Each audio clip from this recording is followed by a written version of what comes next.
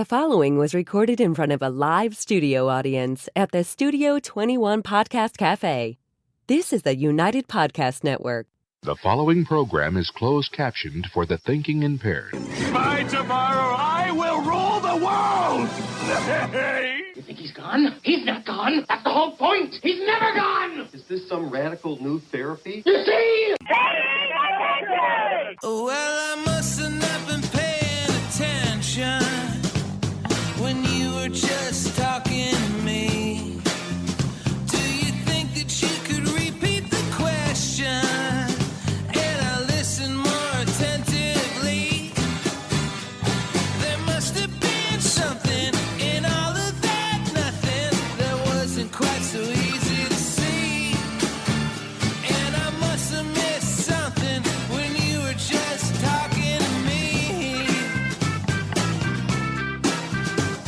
I must have not been paying attention when you were busy slamming. All right, let's get this show on the road. What do you think? All right? Yeah. All right, hi, how you guys doing? My name's Tom Duggan here with the Paying Attention podcast. Hi atop Two Guys Smoke Shop at the Studio 21 Podcast Cafe. We want to thank our sponsors. Before we start, we want to thank State Representative Marcos Devers, State Representative candidate Francisco Polino, another State Representative candidate in a different district, Estella Reyes, and of course our friends at AFC Urgent Care, as well as our normal sponsors who will also be on the screen today. This is the State Senate Debate. Is the First Essex? Yes, Okay. sir. For the First Essex State Senate Debate in the Democrat primary, there are three candidates.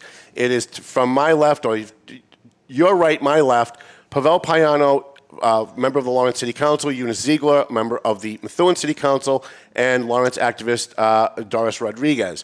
So before we get to any questions, I want to give you guys a couple of minutes. I'm not going to time anything, just try and be respectful of the time. For each of you to introduce yourself, tell people why you're running, and then we'll get into some candidates. Maybe we'll start with Doris, and we'll work this way. Hi, my name is Doris, Veronica Rodrigues. I was born in Methuen, raised in Lawrence. I'm running to be your next state senator because I know I have the capability, the education, the experience to be able to bring funds to the community, both, actually all three communities. It's all of Lawrence, all of Methuen, and parts of Haverhill. But all of Haverhill, it's a working process with all the senators in Beacon Hill. I went to Lawrence High School. I graduated from Lawrence High School, went on to Merrimack College. From there, I went to Suffolk University Law School. I've worked for the federal government at the IRS. I worked for the state government at the unemployment office, and also for the local government, the city of Lawrence, as a compliance officer. While working at the City of Lawrence, I managed to bring $3 million for lead abatement, which was the blueprint that they've used throughout the years for funding. And I'm very versatile. I have a lot of experience, and I know I'm capable of doing the job. Eunice Zeigler? Methuen Councilor Eunice Zeigler, I'm sorry. Thank you so much. Vice Chair of the City Council Alrighty. as well. Duly noted. My name is Eunice Zeigler, and I'm your candidate for the First Essex State Senate District. I'm running because I have the experience and the passion to bring this district forward. I'm the only candidate who's worked in all three cities as a city councilor in Methuen, currently work in Lawrence at the YWCA as a director of advancement, and I used to work in Haverhill in community development as a compliance manager. I'm bringing to the table budget management experience, nonprofit administration experience, as well as grant writing experience. In my tenure, throughout my entire career, I've been working for working families. I've been bringing resources in. As a grant writer, throughout my grant writing career, I've been able to bring in over $8 million in funding for affordable housing projects and capital improvement projects in gateway cities. As your next state senator, I'll be accessible. I'll be the person that you'll be able to count on to bring people to the table, because a successful state senator is a strong collaborator, a clear communicator, and someone who's not afraid to stand up for the people and stand up for what's right. So on September 6th, I hope to earn your support, or before. We do have early voting starting on August 27th to September 2nd at your local city hall. I do hope to earn your support and consideration. Thank you. Pavel Payano, member of the Lawrence City Council. Thank you very much, Tom. Hello, everybody that's here listening here and at home. My name is Pavel Payano, as Tom said, and I'm running for state senate. The reason I'm running is I believe that our district deserves someone that's going to bring solutions that affect everyone and is going to work to tie in all three communities together. I'm running because as a public servant, I've seen how middle class and working class families are struggling to find their version of the American dream. It's a dream that brought my parents here to this country. When they came here several decades ago, what they taught us was the value of working hard, the value of getting an education, and service to others. These values are core to me. It's what led me to get a master's in public affairs from UMass Boston, led me to get a law degree from Suffolk. And it's also what led me to work as a teacher, as a social worker, and for Congresswoman Tsongas, where I worked in Lawrence, I worked in Methuen, and I also worked in Haverhill. These values are important to me, and it's why I've dedicated 12 years as a public servant in Lawrence. I believe that politics doesn't have to be zero-sum. I think that you could be pro-business and protect workers at the same time. I think you could want healthier neighborhoods and at the same time, give the respect and support to the men and women that keep our neighborhoods safe. I believe that your zip code shouldn't dictate the type of education and opportunities our youth are getting. That is why I'm running for state senate. I'm going to be an advocate. I'm going to be a champion for your issues and work to make sure that working class families of the Methuen, Lawrence, and Haverhill are getting their fair share. So thank you, and I hope on September 6th I'll earn your vote. All right. I guess we should just probably address the elephant in the room right away, right? Let's just get controversial right away. Roe versus Wade was overturned by the Supreme Court. We know that all of you are Democrats. We know all of you are outraged by all of this. So if you could not include that in your answer and not waste anybody's time, that would be great. My question is, do any of you support any restrictions on abortion, whether it's late-term abortion or kids getting an abortion through their school without their parents' permission? Is there anywhere within that spectrum between total pro-life and your position of supporting Roe v. Wade? Do you support any restrictions? And I'm just going to throw it to whoever wants to answer the question, and then I want you guys to talk to each other about it. I'll answer. I definitely do believe in restrictions. I am pro-choice. I am a woman. I have children. You're a woman? Well, I'm saying I'm a okay. woman in a woman's body. Okay. Nowadays, you have to clarify that. Because sadly, that's true. It's not like back then. Even the topic of gay was taboo. It's a different era. I'm older than the two candidates, so I understand how it was back then. So, again, I'm a woman who has had pregnancies and has had children and has gone through 9 months of carrying a baby. And again, I believe that women should have the right to choose. Mm-hmm. But at the other spectrum, I think there should be restrictions because now with new technology and new medicine, there should be no reason as to why there should be abortion in late term. There are so many tests, so many medicine that is available that it shouldn't go to the third trimester. Unless there's an exception of the exception of the exception. Right. Okay? So that's my take on that issue. Anybody else? So I agree with that, honestly. Really? Okay, good.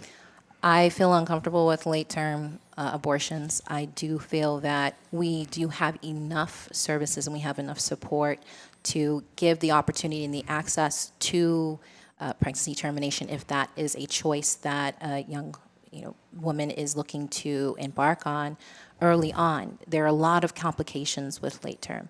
There are, however, instances where it may be necessary. Mm-hmm. If it is a life or death situation for the carrying mother, I do believe that they should have that option.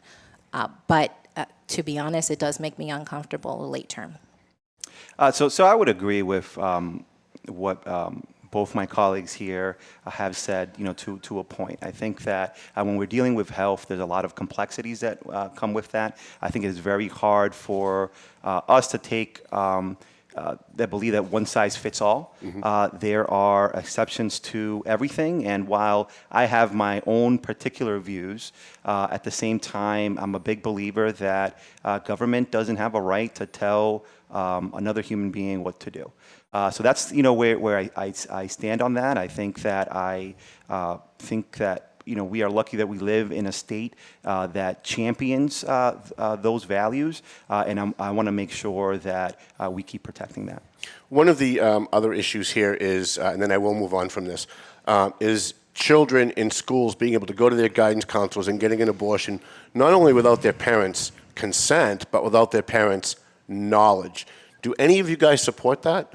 So, I mean, Tom, I think that it's a whole lot more complicated than a student going into their guidance counselor. But let's just say, you have an issue where you have a 17-year-old that was, sexually abused, raped by a parent or raised by a guardian. I think in a case like that, it makes sense. Again, those are the exceptions, right? Yeah, so I think in that case, it makes sense for the child to be able to do that. Anybody else? No? Eunice, you don't want to touch that at all? I mean, you know me, Tom. I don't like to just showboat and talk just to talk. I feel like it's been said. You want to make sure that kids are safe. If it is a situation where a child was molested by one of their parents, they're not going to want to get their parents' permission to terminate the pregnancy. There's also, it's a very delicate situation. But then, I think it depends. But kids should be able to go into their counselor's offices and have that conversation. But they should have the relationship with their parents. If the parents are doing the correct job, they should have a relationship with if a parent is the actual abuser, no, of course, in that situation, it's different. Exactly, but that's what we're talking about, well, right? I'm just saying that it shouldn't come to that level. If the parent is the abuser, then they should have an outlet to be able to go to their counselor, go to their school. What if their parent's not the abuser? Even if you don't know the situation at home. Yeah. It might not be a parent, it might be an uncle, it might be a neighbor. Yeah, no, I agree with you. There would be unsafe situations in their home that would make it uncomfortable for them to go to their home. But the question is, how it's written, is that are 16-year-old or under able to go and have an abortion behind their parents' back? That's how it's really drawn. And it all depends. Again, if there's a violence, incest, rape, of course. So if that's the case. That's the case. But if it's not because it's just that they just want to do it behind their parents' back without communicating with them for whatever reason, I think that no. So if that's the case, if a child is unfortunately molested or raped by a family member, and they're going to get an abortion through their school, shouldn't the school mandatorily report, because they don't, mandatorily report that that's why they're taking this kid for an abortion, so that way we can eliminate kids that are just doing it behind their parents' back? Well, Tom, we have mandate. Let's give Pavel a shot. So I don't know any public school that does that. I mean, is there a public school in this district that has in one occasion taken somebody to get an abortion? From my information, it happens fairly frequently. So Tom, that would be news to me. Now, outside of that, I think that I am sure that there are individuals. Look, I grew up in the '90s, and I had a lot of friends that were teen parents, and I think everyone has different issues, and I can't from outside be able to judge anyone's decision. I don't know what this person is going through. As Councilor Zeigler said, it could be, it could be an uncle, it could be a family member, it could be someone close to them. We can't sit here and judge an individual for that. I think at the end of the day, their decisions are between them and if they're a person of faith, them and God. All right. Anybody else want to wrap up on? I'm going to wrap up on this. Anybody else have anything they want to say? I think we need to clarify, right? Mm-hmm. So, like the fellow counselor said, I too haven't heard of any schools within the district that do practice this. So I would like to know more information, what the statistics are. I think we're talking in generalities, and that's not a good position to talk through. See, I always love generalities. I know. we need to talk through concrete facts, right? But we need to understand the world through generalities, or we can't understand the world, right? So if nobody has anything else they want to say on this abortion restriction issue, my next issue is we have seen the state government spend billions and billions of dollars on education over the last 10 years, giving to the local communities, and yet educate the kids who are getting an education today are getting a far inferior education than they were getting 10 years ago and 20 years ago. Other than spending more money, what will you do as a state senator to make sure that these kids are getting the education that they deserve and the education that they need in our government schools? So there needs to be accountability, right? We can't just continue to throw money. We need to understand what the structure is for the school systems. We need to ensure that Title I programs are funded. We need to ensure that enrichment programs are funded. We need to ensure that there's adequate mental health services as well in the school. It's all a complete package. Is that the job of the school, though, to have mental health and all these other things? It is, but it's the job of a state senator and the state delegation to ensure that there's accountability and ensuring that the money is going to the correct place, to ensure that, teachers our teachers throughout the district are wonderful. They're going in, but they're wearing 6 or 7 hats. They have to be nutritionists. They have to be educator. They have to be mental health counselor. They have to be financial health counselor. Well, could I ask you? Name it. I don't think it's only a state senator that has to be in charge of accountability. So I think it's also the city, that's the full state delegation, the mayor, the whole committee, especially with the situation with Lawrence, with the receivership. Leaders. Right now, Lawrence is not able to handle the situation. They're still under receivership, which I think, as your next senator, that would be my priority. The state receivership needs to be done. In Lawrence? I In agree Lawrence, with that. yes. But what I will say, Tom, is that I disagree with the premise. You started with a question that we're basically putting enough money into education. So what the state law says is that the state funds the schools to give an adequate education. When have you gone to do you go to an adequate barber? Do you go to an adequate doctor? No. So why would we want an adequate education for our youth? I agree with that. So I think that one of the questions that we have to ask ourselves is, does each municipality actually pay what is required by Chapter 70? In Lawrence, when I became a city councilor 5 years ago, I pushed for the city to finally pay the 4% that was required by Chapter 70. We got to look into whether Methuen and Haverhill are doing the same. Are cities, municipalities putting money to make sure that our buildings are being well kept? I'm going to probably say no.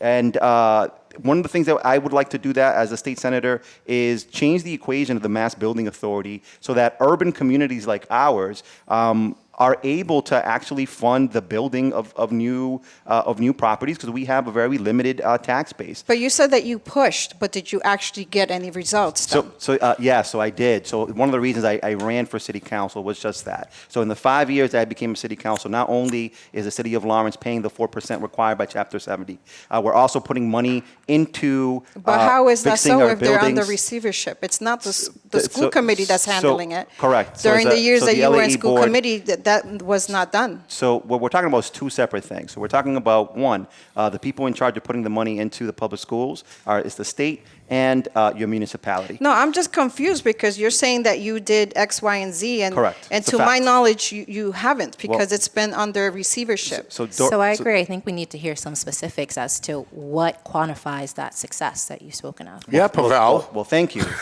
to give me more opportunity to speak about that. Yeah, absolutely. So the fact is this. Chapter 70, before I pushed for this, the city wasn't paying the 4%. Now they are. I was the deciding vote for the Oliver School, where my vote ensured that the Oliver School were to be built, and made sure as well that a certain percentage of the jobs from that work are going to be done by residents of this area. So the money is going to come back. So you're for the saying Leahy School, now they are, but when you were in the school committee, it didn't happen. Now that you're in a different position, that's when it happened, correct? And so I guess I'm confused so too, sure, because sure, Doris. So, we're also talking about receivership. Were you on the school committee when Lawrence went into receivership, and how did you vote? So there was no vote for receivership. So what was your position then? So yeah, I mean, I've always been frank about my position. So when I joined the school committee some 11 years ago, I joined because 51% of the kids were failing the math MCAS. I joined because the dropout rate was but over. The question was, what's your position on receivership? 35%. If you give me the respect to finish my answer, It is a debate. You will hear it. So I was 35% of the kids were dropping out of school. And one of the things that we pushed for was to try to change that. The leadership during that time wasn't with it. We pushed for trying to get a new superintendent. We pushed to do a job search for that. Unfortunately, the committee came back and said that they couldn't find anyone to be a superintendent. So the choice that the district had was zero. So we are in a debate right now, and we're looking for your answer. State came in, and they decided to come in and change things. And I think that for the most part, there were a lot of positive changes that came from that, and I'm glad that it took place. But now it is over 11 years later, and the state needs to transfer power back to the city, and that's something that I'm working on. So that right seems now. like a long answer to say that you were in favor of receivership, and now you're no longer. Correct. You know, one of the things, if you are a parent, if you were a parent 11 years ago, and you had your kids in Lawrence Public Schools, you were very worried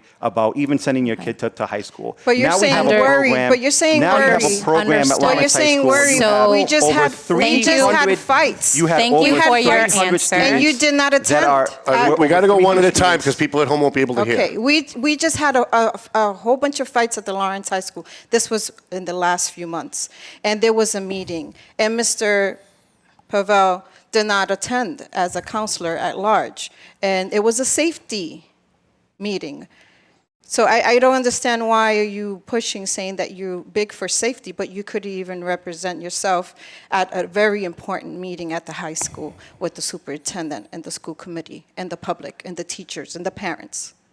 Why is that? So Doris, I've had several meetings throughout the past 3 years that deal with public safety. But I'm asking you that specific meeting. It was a public pressed meeting. And deal it was with important. the issues going on within our schools. I've been adamant to making sure that there's enough security within our schools. We've gone into the schools and we've advocated as much as possible as in my role as a counselor to do that. Yes, as your role is also to show up and be there. And I have. But you weren't. You weren't there in that important meeting. I have definitely not that, but I've chaired meetings on it as well. So how, if you're not showing up for a simple meeting that's important to your constituents, how are you going to show up as a state senator?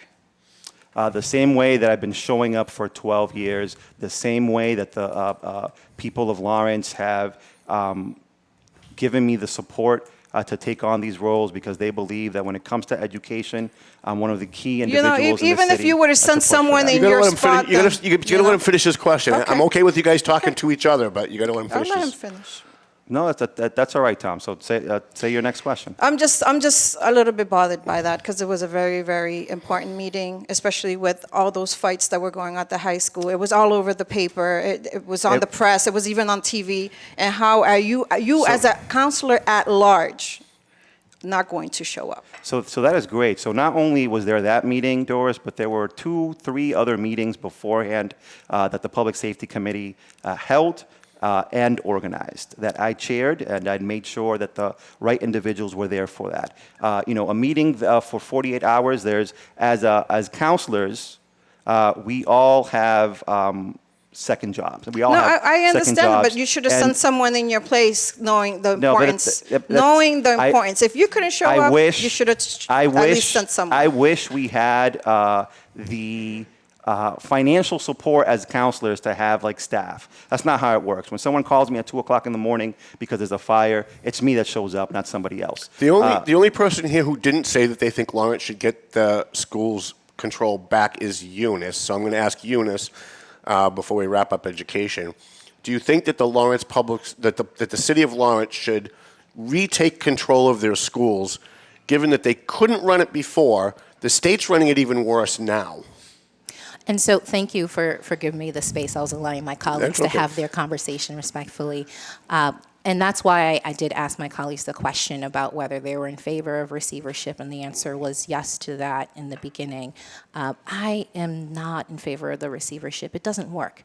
As a public policy professional, that has been my entire career, and what you know as a public policy administrator is that if you have policies that are in place that do not include the people for which the policies are made for, it is a failed policy from day one.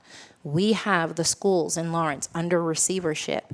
The parents are not involved in the conversations. The students are not involved in the conversations. We have school committee there that are working hard to try and bring forth ideas, but their ideas are just pushed aside for this board that has no real tie to the community to make up decisions as to what's going to be the best for children within the district. And we know it has not worked. Every time there's been a benchmark set to evaluate whether it's successful or not, it's proven that it hasn't been successful, so they changed the metrics so that it looks like it's doing well. It looks like the students are succeeding, but we're failing our youth. And so, no, I do not support the receivership. I wouldn't have supported it back then, and I don't support it now.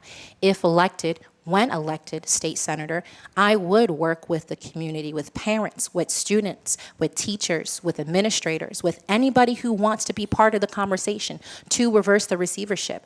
Look, in Boston, I applaud Boston Public Schools for staving off this receivership. They had a lot of activism because they saw what's happening in Lawrence. They did not want that for their students. They did not want that for the community. So, no, I am not for receivership, and yes, I will work to ensure that it is reversed. Okay, anything else on receivership?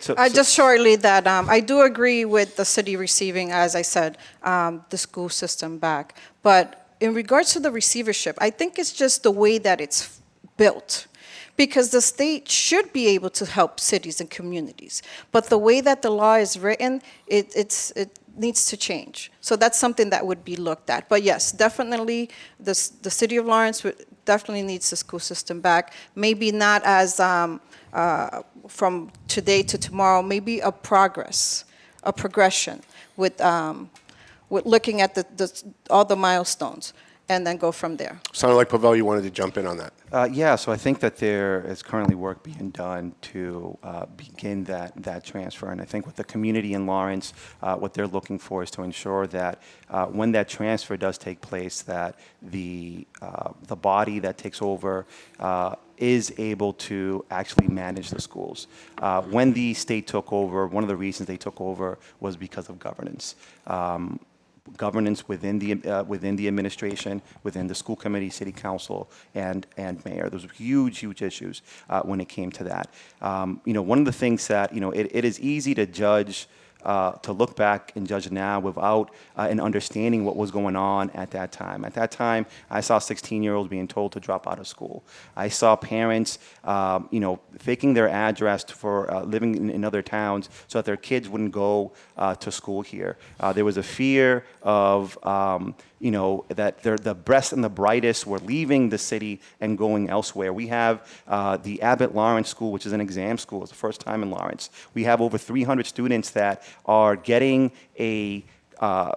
taking credits at Merrimack and Northern Essex and graduating with 1 to 2 years of college credits, saving families $30,000 to $60,000. I think those type of programs I hope to see in Lawrence, in Methuen and in Haver as well. So there's been some benefits from that. But now it's time for the transfer of power to begin, and it should have began over 6 years ago. This was painted as a 4-year thing, and they've been here for far too long. Last question on education. I run into public school graduates all the time who can't do math in their head, who think hate speech is an exemption to the First Amendment, who don't know the three rights enshrined in the Constitution. Yet they know all about abortion, gay marriage, transgender bathrooms, and all of the social issues. Should schools be teaching social issues, or should they be sticking to the basics of what we're supposed to be teaching them to teach? Let's let Eunice in. She's kind of been overshadowed here a little bit. So schools should be preparing our students for life to be able to attain quality of life. One of the things that I've been talking about with parents is that our schools need to be teaching financial literacy. right? Technically, that is a social issue because that's how we navigate life as adults. When when our kids are graduating high school, they don't know how to balance a checkbook. They don't know anything about a budget. They don't know about stocks, investment, or even think about home ownership as a path for them. And that's just wrong because we know that people have different paths. And not every child is going to want to go to college. You're going to have students who want to go into the trades. You're going to have students who want to go into entrepreneurship. You're going to have students who want to go into the arts or different avenues. And we need to prepare them so that whatever career path they want to take, they are ready to do so without financial burden, because we do know that with some financial instability, other things following. Housing instability and homelessness, substance abuse may also follow. There are other things that are correlated with that. So I want to ensure that kids are being taught what they need to have the best option for quality of life for them and for their family and for whatever aspirations that they may have in the future. Anybody else? I agree as well, but I also do think that they should have some type of knowledge of the social media, the social outlets. That was your question, right? Well, yeah, we're talking about teaching about sex and transgenderism and global warming and abortion and gay marriage. They're going to know, and for that, give them the correct information. Give them the right information. I guess the question is that the role of the schools when they can't even teach them math and the Constitution and financial literacy? The basics always go first. You have to have the basics. But that's not happening. Well, that needs to happen. And that's why we're here. We care. That's why you have 3 candidates for this position. And I believe we all care because we all want to make the system better. Mm-hmm. Because when I was in school, I learned, before I even got to college, I learned how to type. I knew how to balance a checkbook. I knew all of that. But where is that today? And again, this goes back to the receivership and how we have a revolving door with teachers not staying. Look at Boston. Boston just right now said that they're looking for 200 and something teachers. So those are the things that we need to fix. We need to fix not only the education, but also those that are helping our students learn and be able to progress and be, what they need to do in the future, be a better person, learn the ropes. Because if we don't provide all that information to them, they're going to get it from the internet, they're going to get it from their friends. And for that, we could have a separate course, separate class, and teach them those things, but teach them correctly and to be responsible adults, or teenagers, so depending on the age.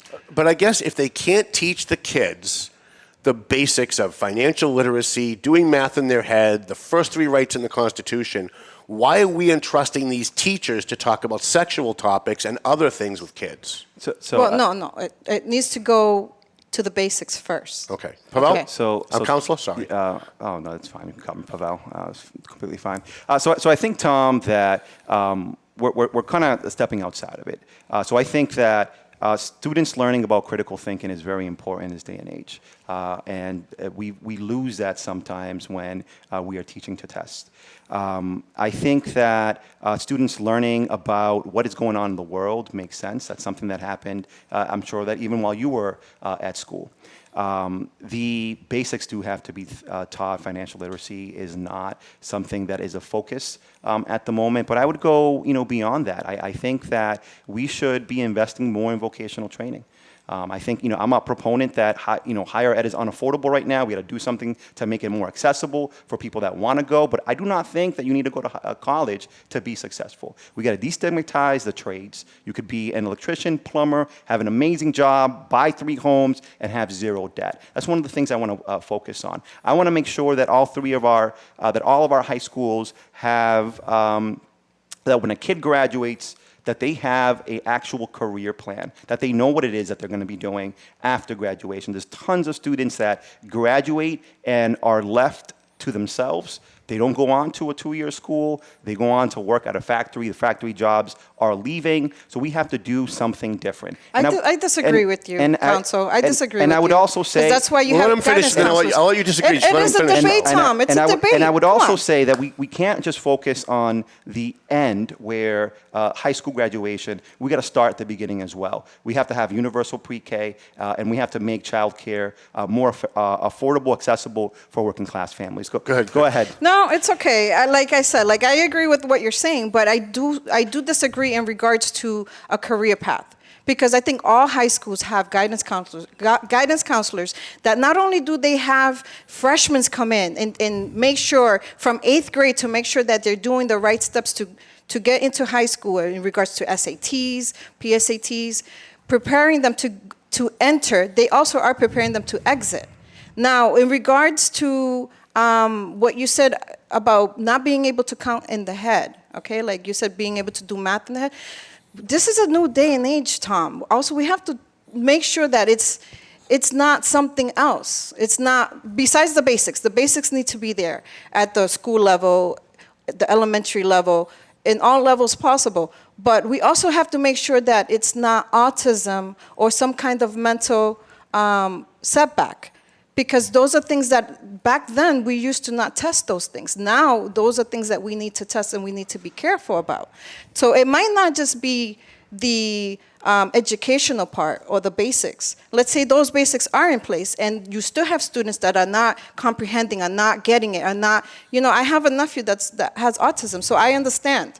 So that's why I'm saying we need to make sure that we're testing and making sure that it's not the education part. It's something else that needs to be addressed. There's two things I just want to add to what Doris just said. Our guidance counselors right now are overworked. They are guidance counselors helping these kids, graduate high school, go on to college, but at the same time, they're supposed to be therapists. At the same time, they're supposed to, work with families. I think that there should be a mental health professional at all the high schools. Especially after COVID. So that's something that I would want to get funds for and make sure that happens in the district. Final words, Eunice Zeigler, Councilor Zeigler. I'm just going to say I definitely mentioned a lot of these points earlier about mental health investments, but we do need to, as I said earlier, we need to prepare our kids for life. And so if there is an opportunity for them to learn about how they are able to establish a life and dignity, a quality of life, then that should be offered to them. I do firmly believe in the rights of parents as well. So if there are issues that parents are more comfortable with addressing at home, they should have the right to address that at home with their kids in the sanctity of their own home as well. So it is important for us to prepare our kids because we have seen high teen pregnancy rates in the district as well. And part of that is a lack of access to education around sex, around relationships, around health, around dating. Is that the job of the schools, though, to be teaching about sex and dating? As I said, that is up to the parents. However, if the parents are comfortable with their children learning about safe sexual education within their school, then by all means. But I do believe in the rights of the parents to help to make that decision. But kids need to have access to the right, proper information so that they're not put in precarious situation. We're seeing throughout the pandemic, we saw an increase in domestic violence and sexual abuse. That is alarming.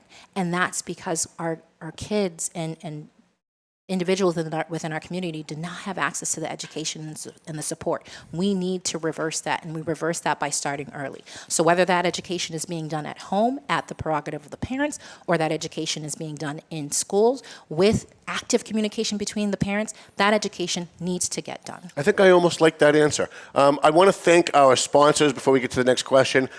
Lazy River Products in Drake-It, Pleasant Valley Landscaping, AFC Urgent Care, Tomo and Shaken Seafood, Borelli's Deli. You guys have to stop at Borelli's Deli during your campaign. I did the other day. Go in and get some I went great in there. meats. Ask for the Valley Patriot sausages. He makes them special for me. EIS Investigations, Marsan and Son Construction, and McLennan Real Estate Century 21, as well as our debate sponsors, Francisco Polino, candidate for state representative, Marcos Devers, current state representative Estella Reyes, candidate for state representatives, and Paul Tucker, candidate for district attorney. So this is the part of the debate that I love the most, because I want to know what you guys differ with your party on. We know that the base of the Democrat Party wants all their candidates to check all the boxes. And I think there's going to be a lot of independents voting in this race who don't want you to check all the boxes. So I'm going to ask each of you, do you have one or two issues that you totally disagree with your party on? Anybody? The abortion. Oh, well, abortion, very good. Yes. So I would say it's one of the issues that I think that. Well, wait, sorry. I am pro-choice. Get that clear. I am pro-choice. But in regards to Late the terms, age right. and the late term, I Gotcha. have a, yeah. Sorry. Go ahead, Counselor. I'll give you extra time. I think you can call me Pavel, Tom. I feel like you've called me Pavel like for over a decade. Since he was 9. It feels weird you calling me counselor. But no, so what I would say is, like, I think one of the issues where I've run up against some antagonism on has been the way that I've worked with the police department in Lawrence. I think there's a lot of individuals that are believers of this defund the police kind of strategy, where you have like one police officer serving an entire city of over 100,000 people. I don't prescribe to that ideology. As the chairman of the Public Safety Committee, I worked with our police department to ensure that the cameras that were being put up, that there was actual laws to protect the privacy of the residents, to increase monies going to professional development. So our officers are one of those more highly trained departments that are out there, and also pushed to ensure that the department looked like its community. So we have one of the most diverse police departments. Can I ask you, in the area. why is it important for police officers to look like me? So it is important for officers to relate to you, to be able to speak the language that is in the city. And people in Lawrence speak English and they speak Spanish. So you have to be able for the community to trust you. So one of the things that the police department started to do, they started working, they have a community policing strategy. They are courses on cultural competency. There are courses on de-escalation. There are courses on what do you do if there is a shooter at the high school. So those are some of the things that I worked on as chairman of the Public Safety Committee, and where I think I would disagree with my party. So you disagree with the Democrats on defund the police. Counselor? I have to agree on that as well, but I also disagree with the party in the way that we're addressing substance abuse prevention. A lot of the debate that's going out there has to focus on putting additional funding in. While I do agree with ensuring that our substance abuse prevention is properly funded, there's not enough debate on structure. There's not enough debate on accountability. There's not enough debate on ensuring that the programs are actually serving the kids the way that they should be. I would like to ensure that we're having more accountability, more structure, because let's face it, we're noticing that we're losing this battle of substance abuse. We're continuing to struggle more and more. And that shouldn't be the case when we've been talking about it for decades. We've been talking about how we're going to assist our young kids in the community to divert them away from substance abuse as a coping skill. But we haven't made much ground. And it's because I think we're going about it wrong. We need to really have a deep dive, and we need to really look at how we're approaching it and take a different route. Really look and have the difficult conversations about accountability so that we are making some headway. I Doris? agree. I agree. Okay. I agree. All right, very good. Homelessness, it's the biggest problem other than the opioid addiction. In fact, they kind of go together, so we'll talk about that a little bit. It seems as though the Democrat Party, which runs all of Massachusetts, and I know you're going to say Charlie Baker's a Republican, but he's really not. He's really a Democrat. And I say that as somebody who voted for him twice. But it seems as though with this, the Democrat-dominated Massachusetts, everyone seems to care so much about the poor and the homeless, and yet homelessness has risen in the last 5 years. And it doesn't seem as though local communities are able to cope with the number of people coming here who have no place to live, are addicted to drugs or alcohol, or even if they're not addicted, but they're on the streets and they have no place to live. What is your solution to helping get people off the streets and back into society? I had actually spoken about this previously. I think that as a senator, I would vouch to get more funds for each community. I really believe that each community should be able to handle their own residents in regards to those that are homeless. Because I know that, I'll give you an example. Lawrence has a lot of homeless people, but they're not all from Lawrence. They're from different towns. Yeah, 2/3 of them are from outside the city. Yes. So I think that needs to stop. I think that each city should be accountable for their own individuals that are homeless. That'll ease the city of Lawrence in regards to being able to provide help to those that need it. Because now you're instead of, you said 2/3, instead of everyone, it'll be 1/3. You know, they might be able to use resources to help the homelessness instead of helping all of them. And if there's funds for each community to be able to provide for those homeless people, then definitely that's something that I would vouch for. And how we would be able to help those people would be by providing detox programs, helping them to get back into the community, and with follow-ups, just the same way as they do with paroles.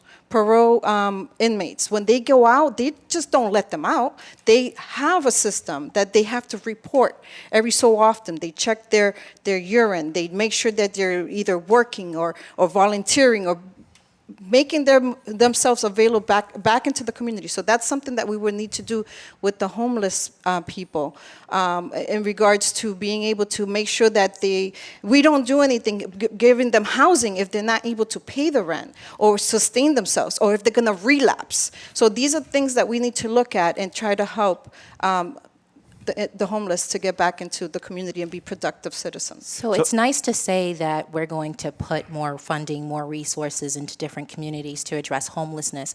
But if you don't have a plan, if you don't have the infrastructure, then it goes nowhere. The money just sits I didn't say that banks. I didn't have a plan or I didn't have an So- infrastructure. so As you Doris, know, as so- a senator, it's not only my choice. Please It would be all understand that 40 voting for I did not such say you didn't have a vouch. plan. I said the communities. I'm just making sure that you're If not the- saying me. I'm loving If the this. communities don't have a plan and we're throwing money at them, then the money goes nowhere. It just sits in a revolving fund or it sits somewhere in a finance department and it doesn't go to the people that it necessarily needs to. Do you think the city's not And going to so use it? That's what we need. The cities aren't going to use it if they don't have somewhere to put people who are homeless, if they don't have mental health counselors, if they don't But have, the funds, if they don't Doris is have the saying- funds make structure. things happen. The Funds cities, do the make- cities the need funds- the funds in order make to be able to do things the work. happen. Right. However, what I am saying is that you need to have a plan and you need to have infrastructure course. before you just throw funding at it. and I So think- if someone's logical. asking you for $100,000 to help the homeless and they don't That's- tell you what they're going to do for them, they don't tell you what staff they're going to But have that's in place, logical. then That's it's not like a going to- business it's plan. Not just logical, going- it's like it's not going to be it's a successful. business plan. It's like when you're going to do a business. All right, or settle down. I understand that you have guys to are have a getting plan. excited and agreeing with me, but getting excited, right? You need to have a plan. Thank you for agreeing of with me. course. Anyway, as I continue, we need to continue to look at things strategically so that we're not just having these programs that are good for a year, good for 2 years, make everyone feel good. They all get together, cut a ribbon, and say, "Oh, we've done all these great things for homelessness. Look at us, we're so great." And then 5 years later, the individuals within those programs are back out on the street in worse position than they are now. That's what I am talking about. I'm talking about us being accountable and having structure in place so we're not continuing to fail the homeless Of individuals course, and that's within something our that communities. you write into the system, and that's why I said you do follow-ups, and you check them, and you have them report, and you have them tested, and you make sure that they're doing what they need to do before is you let them go. Who is them? The homeless people. So you're saying you have the homeless people do check-ins and follow-ups with It would who? be a plan. It would be a plan. And who administers the plan? Well, it sounds like it's either an agency or the government. This goes into my Exactly. statement in that we need to Exactly. ensure We would that we have would a foundation people, in yes, place. we will have people Exactly. in place. Thank you. At the end of the day, we would Settle just down. need to help the homeless. That's the point. Let's We let would Pavel- need to help the homeless. let's let Pavel That's in it. here. He hasn't had some time on this. Thank you. So I think that both my colleagues brought up some great points. I think it's important to differentiate this issue between the issue that there's a high cost in rent and there isn't a market for affordable homes from the issue of drug addiction and mental health. So I think it's important to make that divide. So on the high cost in rent and not being able to find affordable homes, we have a deficit of 108,000 homes here in Massachusetts. I think that the state needs to coordinate with the private sector and create some public-private partnerships, create some incentives to create more development across the region. What I would say, Tom, is that municipalities do have a lot of power. Methuen is building over 4,000, housing units. I think Lawrence was around 6,000. Haverhill was over 4,000. But you have communities like Boxford where they only build 750. So I think that we have to nudge or incentivize these communities that have tons of space to build more, to ensure that we're able to lower that deficit. So I think that's one of the pieces. I think the other piece. This is like how you said. This is how you said. It all connects, and this is exactly what I said, because it's a vicious cycle. We don't do anything giving them homes and. Doris, listen. When you were saying, I wanted to snap my fingers. I completely agree with what you were saying. I think the other piece. I just want to make sure you. No, I do. That's what I was saying. Yeah. So I think the other piece that we haven't touched on is that as much as the work that we do to help these individuals that are facing substance abuse, I think that's important. But we have to also understand that the reason that people come to this area is because, one, we provide a lot of resources. Two, they're being kicked out from other communities. And three, the drug is cheaper here. So we have to figure out a way to make it harder for individuals that are looking for drugs for them to get. And in order to do that, we got to make sure that we are putting some more investments into law enforcement to make sure that we are stopping the drugs to getting from them. So Doris brought up the idea of having people. If someone's from another community, they come to Lawrence or they come to Methuen and they're homeless, and you have to spend local dollars on them, that their home community should kick in for that, right? That's what you were saying. I love that idea. Yes. So would you also say the same thing for illegal aliens who come here, who aren't from here, who aren't supposed to be here, who are homeless, and we're spending money on them and trying to help them and feed them and make them. So one, I don't like the word illegal. The undocumented immigrants. I know you Democrats have all these. You got to redefine everything to make it sound better than it is. Well, Tom, I think that undocumented immigrants are working. I mean, undocumented immigrants are folks that are doing the jobs that nobody else wants. And believe it or not, they have homes. And they pay taxes. So I would not agree with the premise that they're being taken care of. I'm wondering what planet I'm living on. How are illegal aliens paying taxes, and how are illegal aliens getting homes? Let's go back to the homeless question. How are we identifying what home community a homeless individual is coming from? How do you even track that? Well, how I track it, at least in Lawrence, when we have TMF, the family dinner for the homeless, every Wednesday night, we ask them when they get in line, we ask them to sign in, even if they're just going to give us their street name so we can identify who they are when we're talking to them, and we ask them where they're from. Yeah. And at least 2/3 or more are not from Lawrence. They're from Methuen, Andover, Boston. We're getting a lot of people from Boston. We had over 30 people from Boston two Wednesdays ago who had just gotten off a bus from Boston, and they're now homeless in Lawrence. And now we're trying to service them because nobody should be hungry, no matter who they are. I've heard of folks that work with the homeless have said that they've seen police officers from Cambridge actually drop people off at the McDonald's. When they were asked, "Why are you doing this?" they said, "Well, we heard that in Lawrence they'll find help." The issue is that you have communities like Boston, like Cambridge, that have a lot of wealth, making decisions that they are not going to take care of the folks that are most in need. And because folks in this area are more likely to help out their fellow man, you're seeing a lot of individuals flock to us.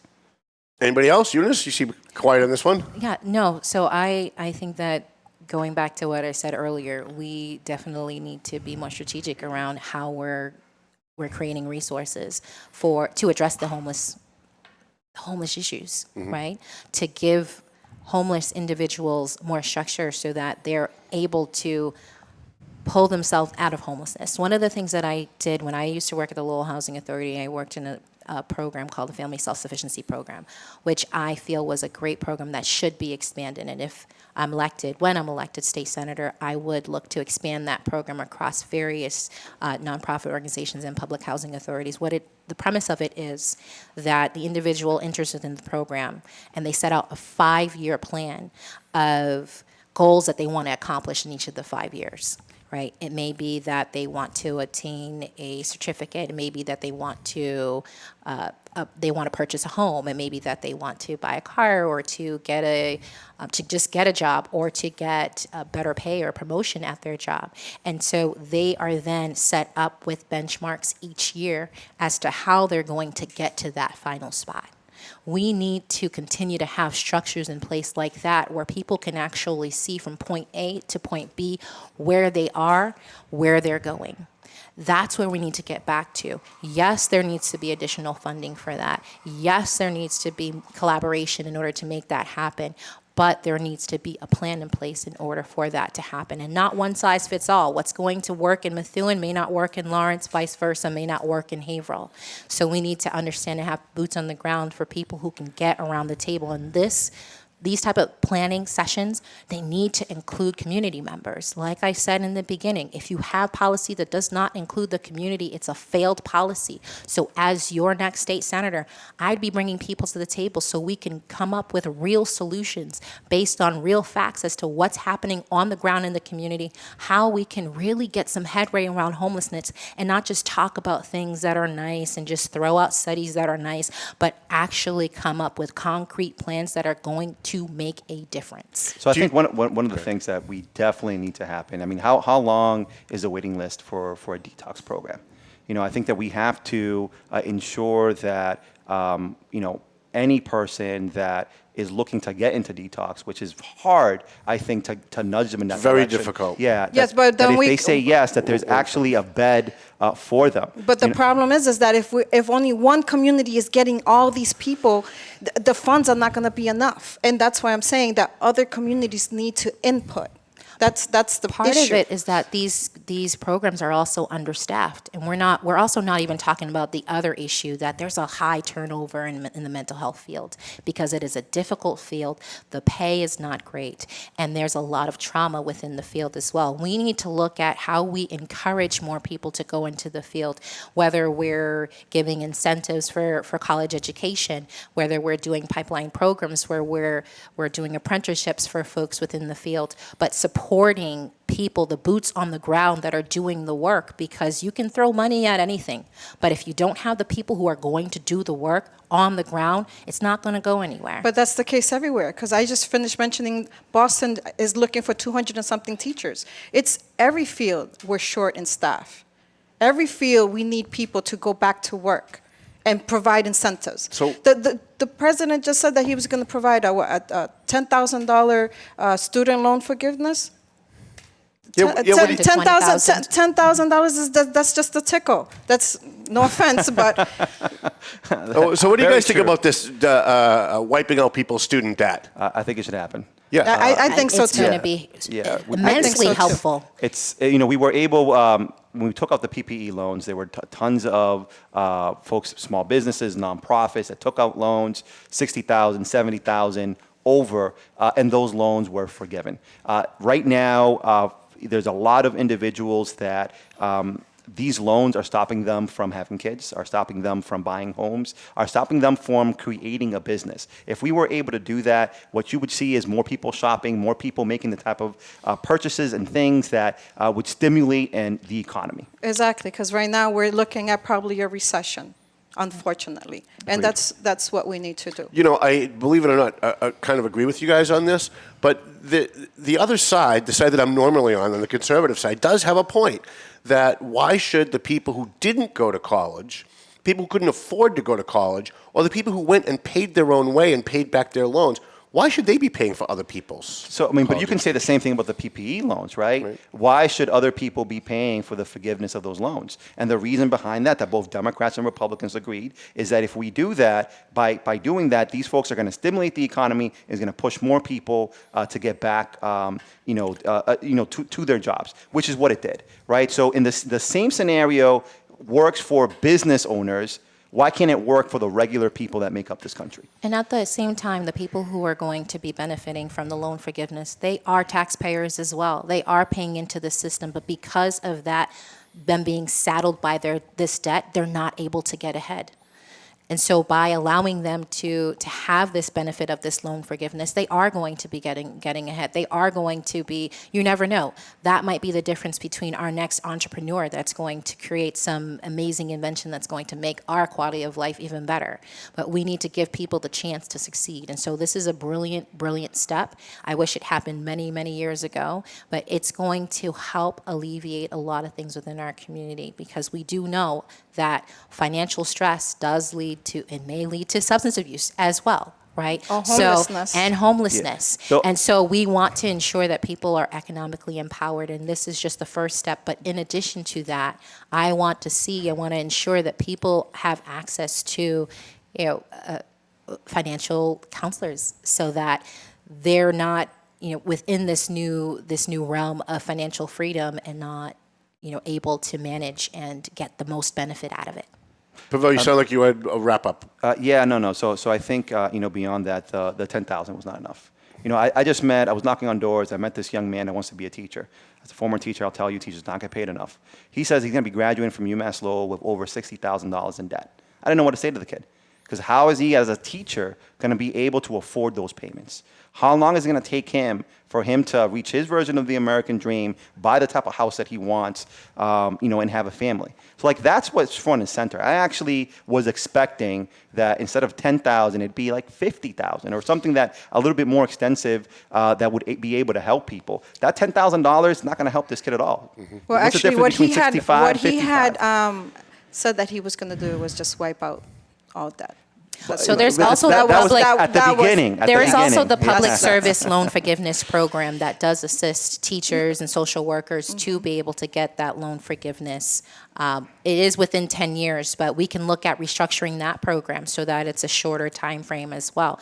This is just the first step. I agree we need to push for more, but we need to also not start from scratch and look at the programs that we have in place and fortify them. Isn't the real problem that colleges are just charging too much? So that's what I was... the cost is just so exorbitant. For someone to graduate with a teaching degree and owe $60,000, you go back only 20 years. From a public school, from a state school. But if you go back only 20 years, that probably would have been 10,000 or 15. So shouldn't you as state senators be pressuring these colleges to make government make universities more affordable? This is what occurred back in the early 2000s. The state stopped investing in higher education.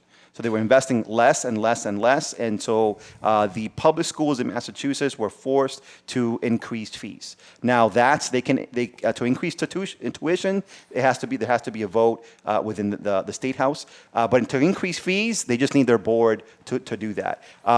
And I think that we need to reevaluate that. And I think that as a state senator, I'm going to be pushing for more investment into higher education to try to make things so that it's more affordable for folks. I think that we also have to look at the early college program I talked to you about that is in Lawrence, so that way when a kid graduates high school, that they're able to go into college already with 1 or 2 years done. So they're only paying for 2 years. And back to my point about vocational training, I have met so many, a couple of my friends that I was in law school with, that I was in my master's program, are now real estate agents. They took on all these loans, and they're focusing on the real estate market. They didn't need a college degree for that. So I think that if we had these conversations in high school about the skill sets that they have and what they want to do, we might find that there are several people that are not going that route. I think that 30 years ago, when you said to a kid, go to college, because that means that you will be successful, that is not the case right now. You can graduate with a college degree and not find a job. My daughter has a doctoral degree and can't find a job.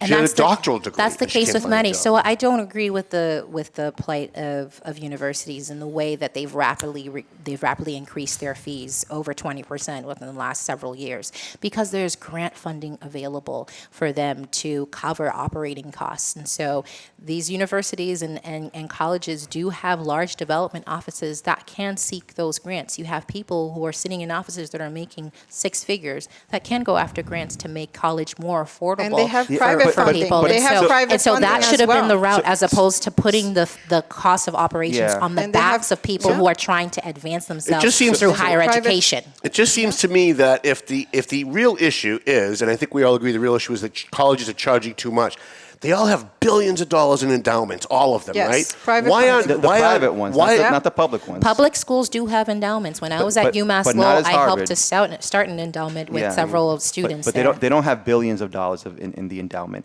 That'd be great if they did, and I think things might be a little bit different if they did. Some public schools do. Maybe this is something that, as the senator, I want to. we would have to take a look at it. We started this off on immigration, and I just have one more question on immigration, and then I got my last question. It seems as though I think I watched what they called a debate when the last time you guys got together, the forum. It seemed like you all favor giving driver's licenses to illegal aliens. And what I heard from all of you was, well, they're going to drive anyway. So at least if they have a license, we know who they are, they're registered, et cetera, et cetera. I'm wondering if that's an adequate answer, because we could use that for anything. I mean, should we make people rob banks anyway? Should we make bank robbery okay? People assault people anyway. Should we make assaulting okay?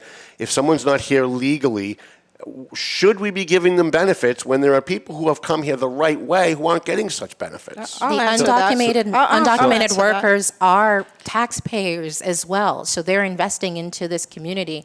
They need to get to and from work. They should have access to driver's licenses because they are. To your point, they are driving. They are trying to feed their families. But how are they working? How are they working if they don't have a social security number?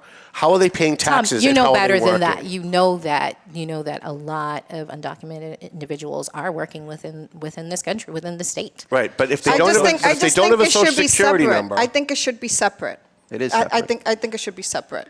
In regards to if they're undocumented or if they have paperwork, if they're legally here. Right. So that we can know what's going on with them. If they're looking to get into to be citizens, so that we could help them. It's just like I'll give you an example.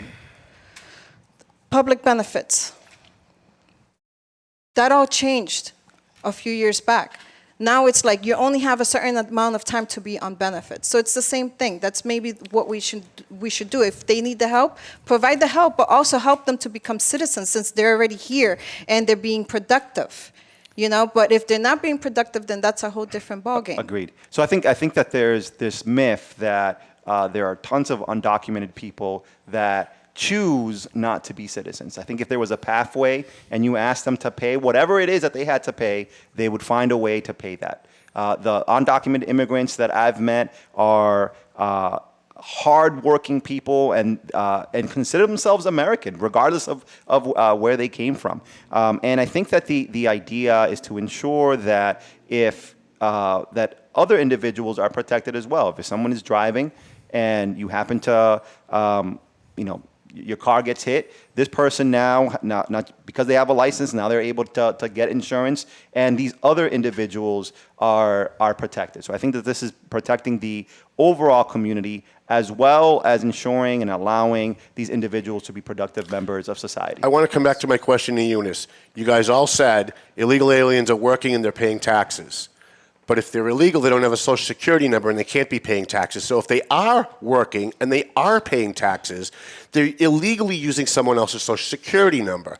So should we be rewarding them is the question, I guess. Anybody? So I don't like the term that you're saying, rewarding them, right? So we do have undocumented individuals that are in this country for one reason or another. And there are individuals within this country that are trying to become citizens, but there are a lot of barriers.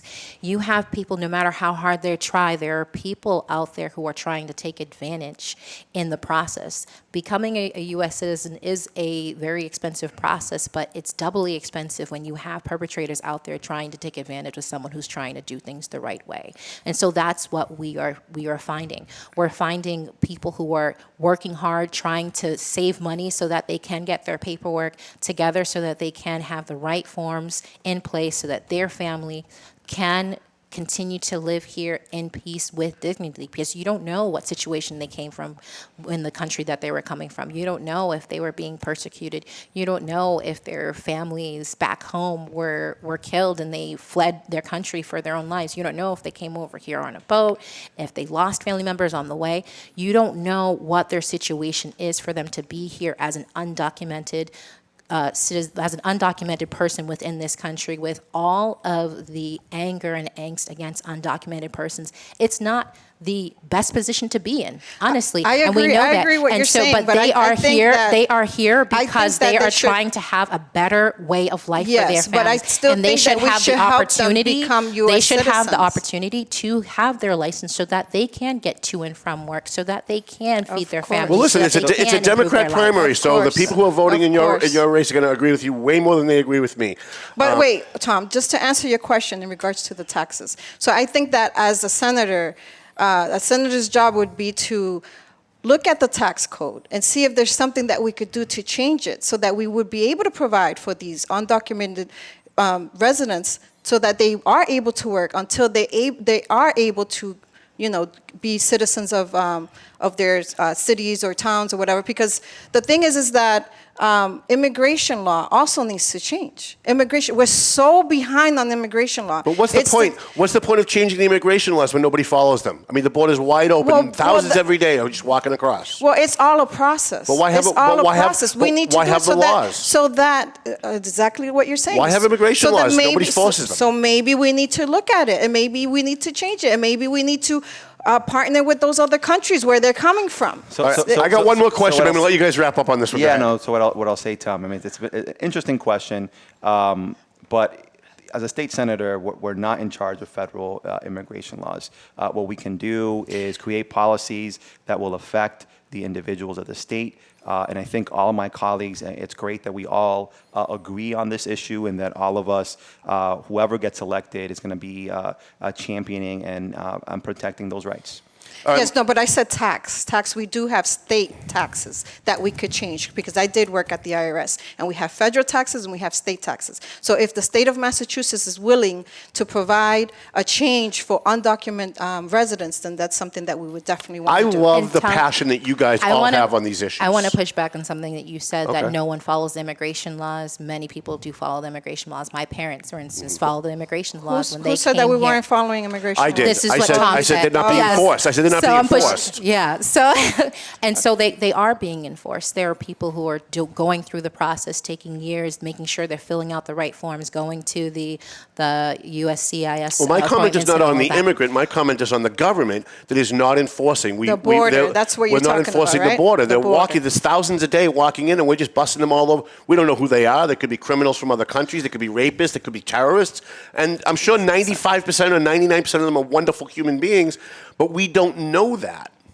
So unfortunately, the country has been deporting quite thousands and thousands of people over the last several years on the border. We're not hearing all about it, but every day there are airplane full of people who are trying to come to this country undocumented, who are being sent back. And so, yes, the country is following the immigration laws, but for the individuals that are here, that are undocumented, they should have the opportunity, I do agree with Doris on this, they should have the opportunity to try and follow the right steps to become citizens. If they are working here, if they want to stay here and produce and to just have a better quality of life for them and their families, they should have the opportunity to do that. All right, my final question.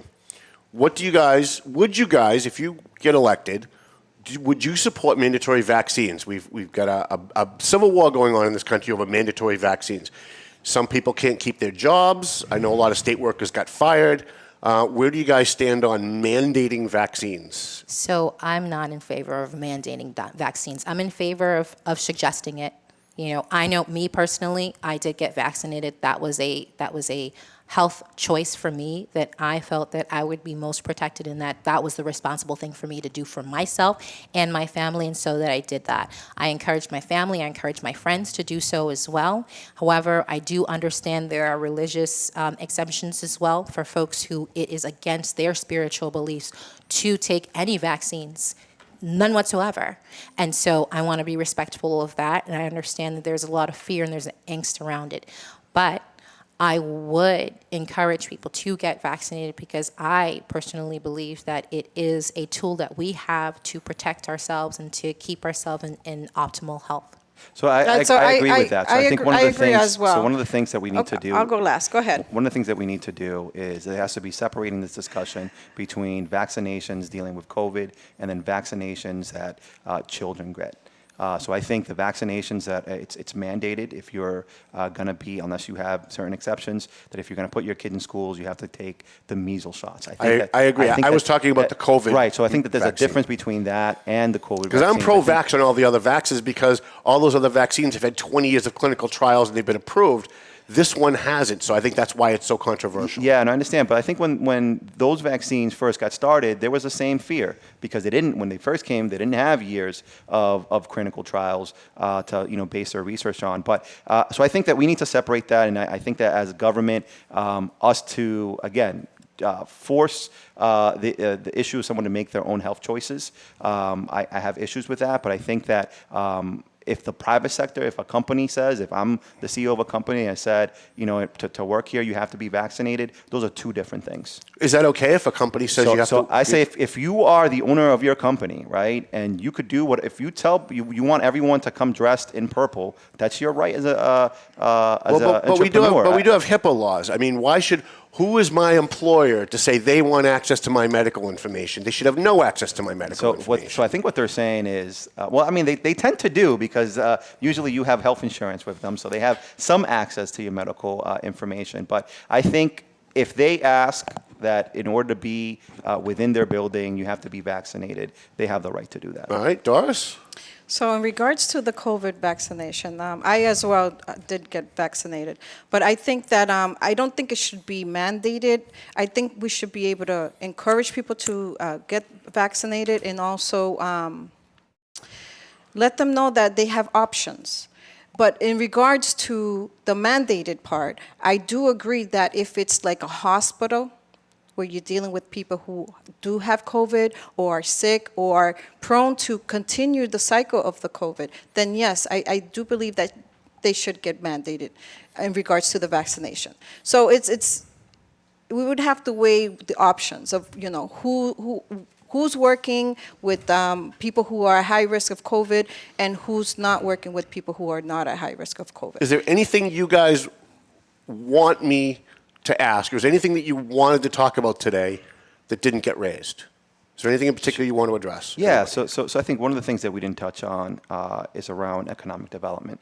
I think that the next state senator has to be someone that is going to be able to create partnerships between local leaders and be able to bring investment and support from the state to create good development plans, across the region. And I think I'm somebody that can do that. One of the things that I look at is I look at the loop.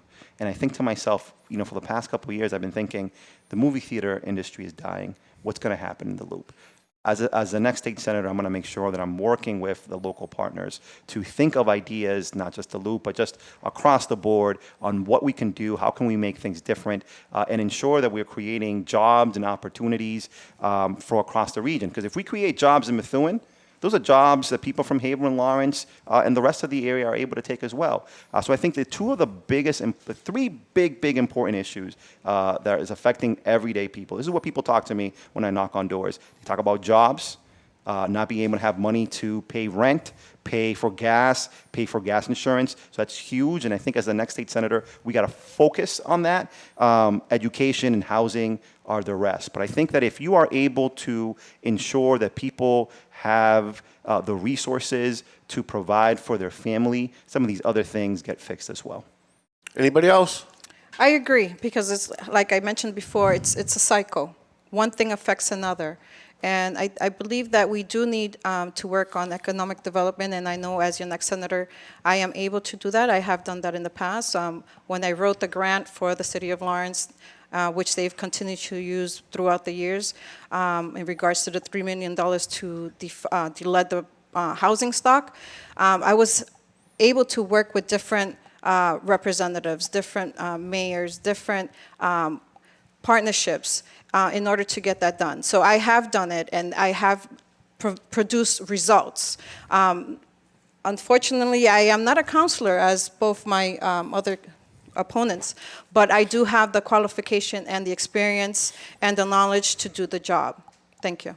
So I appreciate that both my colleagues have talked about economic development and jobs. As a city councilor, I have been a partner with several companies that have come into the city to create jobs. We have New Balance that entered into the city. I was glad to vote on approving that. We have Factorial, who actually just had a groundbreaking just before this debate, so I wasn't able to attend, but that's going to bring, both those initiatives have brought hundreds of jobs. At the Loop, I've been able to be a champion for bringing businesses in, collaborating with the mayor, collaborating with Loop Management to bring jobs in, to ensure that that is a large tax base within the city that is there to stay, that is strengthened. These are things that I have done. It's not just things that I will do when elected as state senator. I think it's important for us to look at legacy and track record of leadership. As a city councilor, I have a track record of showing up. I'm the only candidate that can speak to the ability to show up regardless of how long the meetings are. When I started, and Tom, you know this well, when I started on the council, we were meeting until 1 a.m., 2 a.m. in the morning, and I had to get up at 6:30 in the morning to get to work. I made it to every regularly scheduled meeting for the city council, no matter how hard it was, no matter how long the meeting was, because that was important to me. People who elected me and put me in the city council seat deserve to have leadership that's going to show up no matter what. And I have proven that, and I will continue to prove that when elected your state senator, you will have someone who's accessible. You will have someone that's not just going to be there in person and name only, but that's going to get results. Within my first year of the council, I said I wanted to do things differently, and I did. Within my second month, I started the Economic Development Committee. Within fall of that year, we established Methuen Day, which is now a community tradition that brings over 5,000 people to our downtown so they can be part of the transformative development that's going to be taking place down there. Yeah, but Methuen Day only happened how many times since you've been in office? It's happened every year that I've been in office. No, Doris. it hasn't. It hasn't. It didn't happen during COVID, did it? It did happen during COVID. Oh, did it? Yeah, you guys had like a drive-through, right? We like had a drive-through That was pretty because fun. my community deserved it. We had a drive-through. It was a hybrid. We had a drive-through and there was a virtual component to it as well because community members needed to have some sense of unity, even if it was social distance, because I know what resources the community needs. I know how to bring people together regardless of the barriers. I will step up and stand up for you. So then why did you decide to run if you knew that you were going to run for this seat? Why did you decide to run? Well, actually, this goes to both of you. Why did you both decide to run for this seat if you know that you just got elected to be a counselor for each town, taking away from other candidates to represent? So, Doris, I didn't take away from any candidates. I've proudly served my community since 2018. In Methuen, unlike in other communities, we do have term limits. So this is the last term that I can serve the community. So don't you think you should have waited till your term limit was ended? This is the opportunity for me to run. This isn't. It's not an opportunity for you to run. Doris, because if you should have not ran. I appreciate because you're taking away from other candidates the ability to represent the city of Methuen. If that's what most smart people do, they back up and they don't run because they know they're going to go for another seat. That's the right thing to do. Now you're going to leave the seat empty, and instead of having someone represent the city of Methuen. I appreciate. If you win, because most likely you probably won't. I appreciate your opinion, Doris. However, my decision as to when I'm going to run for, what I'm going to run for, is my decision and my decision alone. Of course it's your decision, but it's not your decision alone. It's the constituents that put you in that seat. Right. It is my decision. And this goes to both of them. It is my decision. He's very quiet over there. He knows very well what I'm saying as well. Thank you so much. I appreciate that. It is my decision when I'm going to run for, what I'm going to run for, and I'm running because I am the best candidate. But now who's you're leaving going a to seat support empty. The community. If you're going to leave a seat empty. So let's get back. So if elected, I will say one most likely not. I was going to end this 5 minutes ago. I'm just going to let him go. No, but let's get back talking about economic development. You know, the voters could just vote for me and they could both stay in their seats. Hey, perfect. Wow, we were having such a pleasant conversation up until now. Thank you for changing that, Doris. So what I will say. It is a debate, so you got to, make it a little bit spicy. Let's let Pavel get in here a little bit, and then we're going to wrap up. So I think it's important that whoever the next state senator, one of the things that I want to make sure that leadership does, it's that we're talking about like real issues, and we're talking about things that, creating the type of plans that will have long-term positive consequences for the entire region. Right now, a lot of the economic development plans that we've done are I think that they're not long-term enough, that there is basically whatever development project comes, we try to think, is this going to be good? And we are not connecting it to, anything else. So I see myself as the type of work that I've done these last 5 years as a city councilor, and throughout my 12 years, I've seen myself as someone that brings people from different sides to come together, to give their input, and so we can all sort of work on some sort of common solutions to our everyday problems. I will say... But you dodged the question too, Pavel. You dodged the question too. It's not a dodge, Doris. So I will say, listen, man, the thing that I hate about politics, Doris, I'm sorry. So the thing that I hate about politics, I will be real. Listen, I respect both of you. I don't like this bickering, No, we're not bickering. I'm just asking you a simple question. If you knew that you were going to run, then why did you run for city council at large? And then at large, when you have good, qualifying candidates that could have been actually in the seat right now. You got to let him answer the question, though.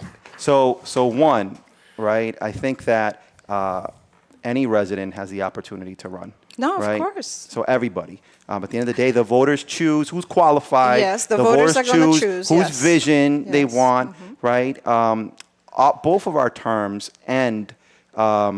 You don't have term limits. So no, both of our terms are 2-year terms, right? Yeah, but you don't have term limits versus her. Doris, let me speak. Like if I'm not going to be allowed to speak, no. I just want to make sure. Let's move on to another question. So the question is, we got to wrap up because we're over time.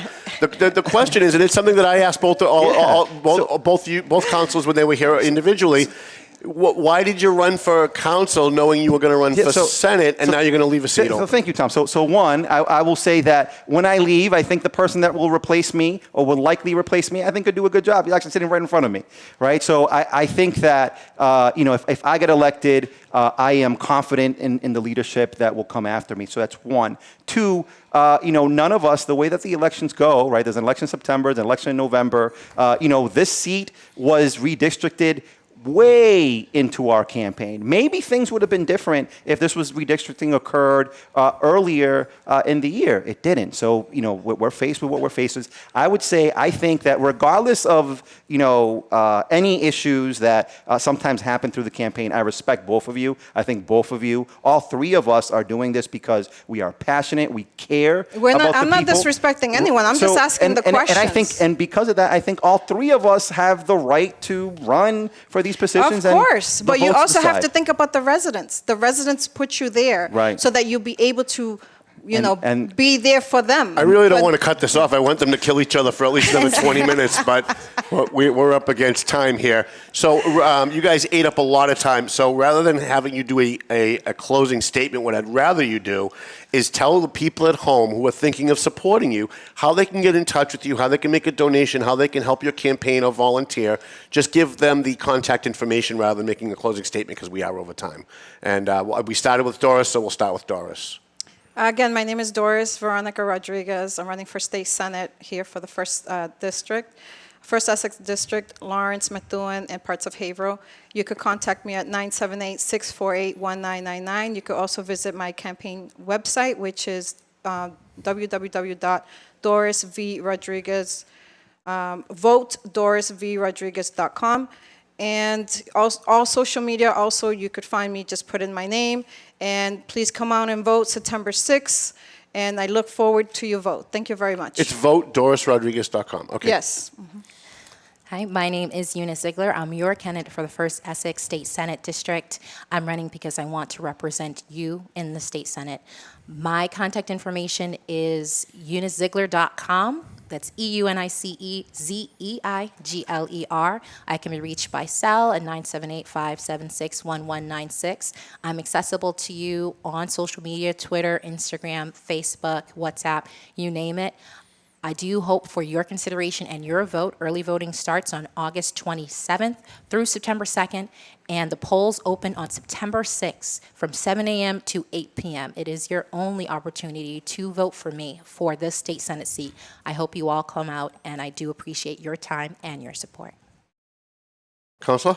I want to thank all of you for listening to us. I want to thank my two colleagues that are sitting in this table for engaging in this discussion.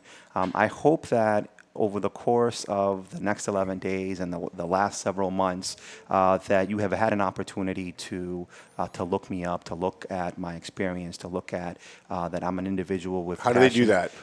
Individual with passion that is going to work to lift our communities and move it forward. To find out more about me or to get in contact with me, you can go to my website, www.pavelpayano.com, and there you can join our listserv. You can ask me a question. Also, I always make my personal number accessible to all my constituents. My telephone number is 978-270-7487. Again, 978-270-7487. Feel free to give me a call, and hopefully we can engage in some good conversations. Thank you, and I hope that on election day I would have earned your vote. All right. I wanted to thank everyone as well, and also you, Tom, okay, thank and your staff. Thank you. And yes, Chrissy did a great job. Chrissy, thank you, Chrissy. Thank you so much. I want to thank our Amazing. sponsors. You can roll up, Mel. I want to thank our sponsors, AFC Urgent Care. They're now doing immigration physicals. If you're trying to become a citizen, you need a physical, go to AFC Urgent Care. Francisco Polino, candidate for state representative. Marcos Devers, our current state representative. Estela Reyes, candidate for state representative. And Paul Tucker, candidate for district attorney. We also want to thank our regular sponsors, McLennan Real Estate, Lazy River Products in Drake, Marsan and Son Construction, EIS Investigation, Borelli's Deli, where I'd be going after this, but they close at 4, Tomo and Shaken Seafood, and a free shout out to our friend Dave Id Consoli at Pleasant Valley Landscaping, as well as JG's Ice Cream. I want to thank Chrissy. I want to thank all of these candidates. It's in the middle. We're at the end of August. It's 90 degrees outside. They could be at the beach. They could be knocking doors.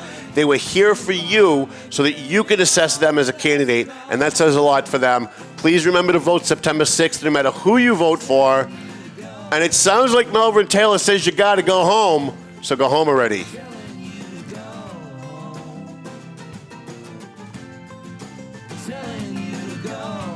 The views and opinions expressed by the hosts, guests, or callers of this program do not necessarily reflect the opinions of the Studio 21 Podcast Cafe, the United Podcast Network, its partners, or affiliates.